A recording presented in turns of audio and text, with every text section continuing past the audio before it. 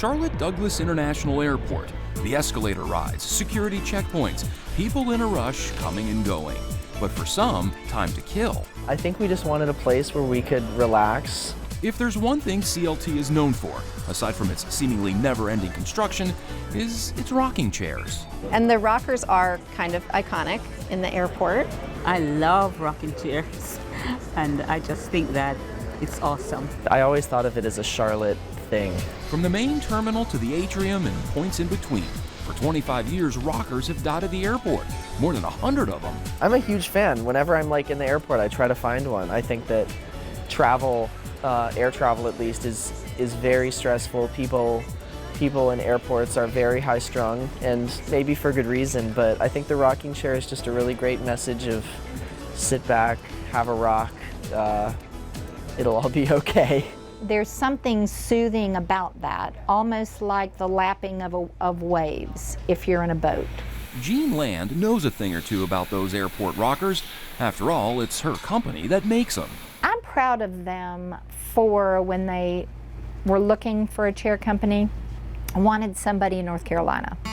And it's been a lovely relationship. If you've never rocked on a Troutman Chair Company rocker at the airport, there's a pretty good chance you've done so somewhere else, like the Lake Norman State Park Visitors Center, the Duke Mansion, up in the mountains at Montreat College, the YMCA Blue Ridge in Black Mountain, or the Cone Manor in Blowing Rock. The Pinehurst Golf Resort also features Troutman rockers, and golf legends Arnold Palmer, Jack Nicklaus, and Gary Player rocked on them at the Masters. And for decades, they've been the focal point of the front porch of the famed Grand Hotel on Mackinac Island in Michigan. It's just anywhere you go in a public place that has people in rocking chairs just makes us smile. Because that's why we do what we do.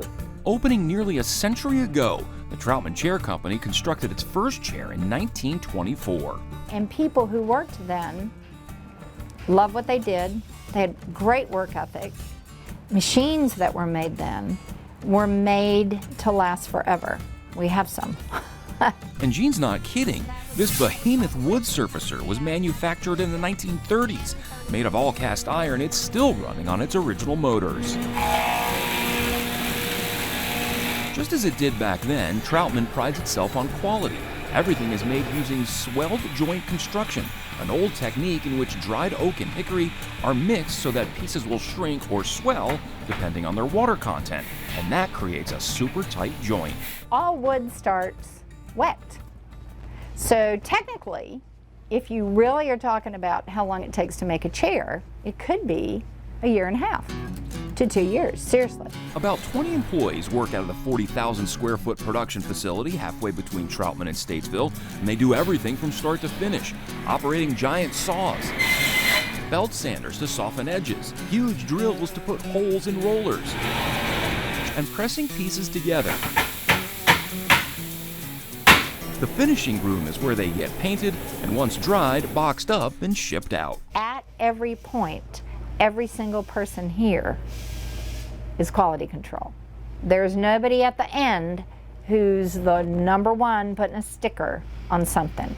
It's the sprayers, it's the hand sanders, everything's checked multiple times as it goes through the process. Perhaps most amazing is they don't use any glue or nails to put their chairs together. It definitely impresses me that we still make these chairs the same way they were making them 100 years ago. If we put a lifetime warranty on the frame of this chair and we say that anybody can sit in this chair, it better not break, and we're confident that it's not because we know what goes into it. The most famous chair Troutman produces is the Kennedy Rocker, named in honor of former President John F. Kennedy, who had one in the Oval Office. To think that JFK owned over a dozen and rode in one on Air Force One, that speaks, what more do you say about the chair? The P&P Chair Company out of Asheboro made the original Kennedy rocker, but when they ceased operations in 2008, Troutman bought them out and have since continued the Kennedy rocker legacy. That is when we learned how important those chairs were to people. At Troutman, it's always been about family, from office mascot Hank to the Land family, which bought the company in 1999. Gene's son Cam has been working here since he was 10. Jean has asked me many a times if I wanted to run this place, and I haven't given her a definitive answer, but you know, I love coming here. Like I said, I couldn't imagine working really anywhere else or doing anything else. We know when we close that door at the end of the day, we know that there are people that evening who are going to go home to their rockers and relax in them, or they sat in them all day to ease back pain. I mean, that's pretty humbling, and that just kind of makes it all worthwhile. Worthwhile not only for Jean, but for so many others. For Carolina Impact, I'm Jason Terzis reporting. Thanks for watching, and if you don't want to miss any more great regional stories, please subscribe to our PBS Charlotte YouTube channel.